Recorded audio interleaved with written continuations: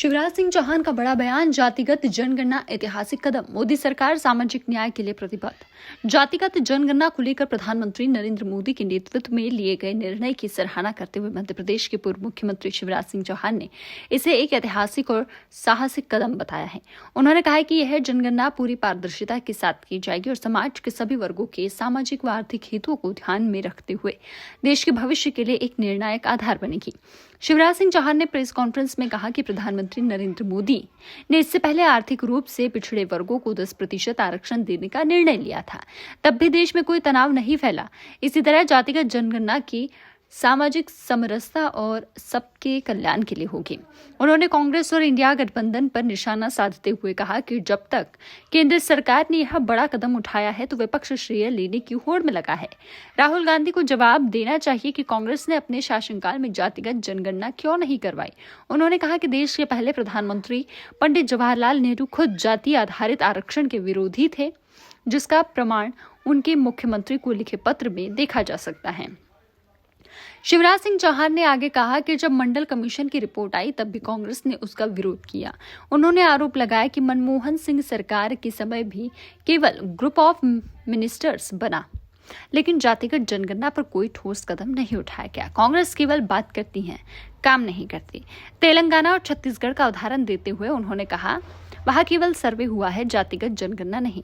कांग्रेस नेताओं को पहले इस विषय पर सही जानकारी लेनी चाहिए। बीजेपी नेता ने यह भी कहा कि यह निर्णय जातिवादी राजनीति नहीं बल्कि सुशासन और न्याय की नींव है। यह समाज के हर वर्ग को न्याय देने की दिशा में उठाया गया कदम है, जिससे गरीबों के लिए योजनाएं अधिक सटीकता से बनाई जा सकेगी।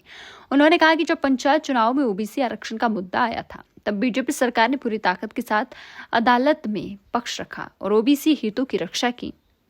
हमने हमेशा समाज को जोड़ने की राजनीति की है, न कि तोड़ने की। शिवराज सिंह चौहान ने कांग्रेस पर तंज कसते हुए कहा, जब वे सत्ता में थे तब जातिगत जनगणना नहीं करवाई, अब विपक्ष में आकर सवाल कर रही है और यह दिखाता है कि उनकी नीयत में खोट है।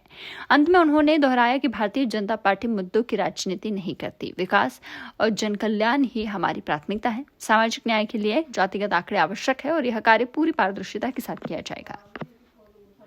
आज वो विजन की बात करते हैं।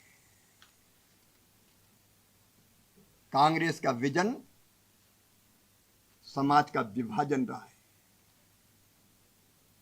विभाजनकारी नीतियां रही है, समाज को तोड़ने का रहा है। लेकिन हम सबका साथ, सबका विकास, सबका विश्वास, इसको मूल मंत्र मान के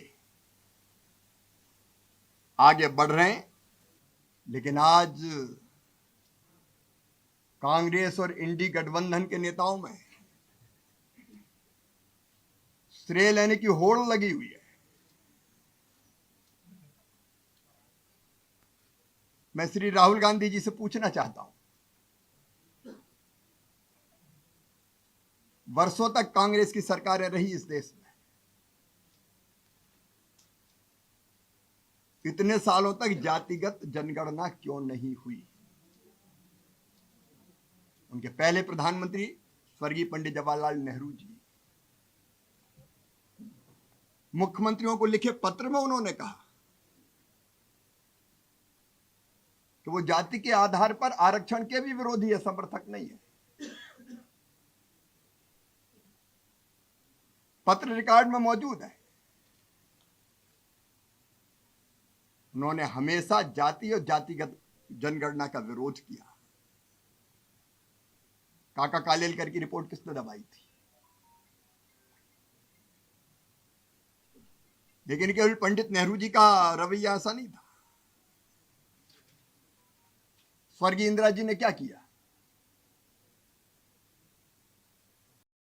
मंडल कमीशन की रिपोर्ट आई तब कांग्रेस का रुख क्या था?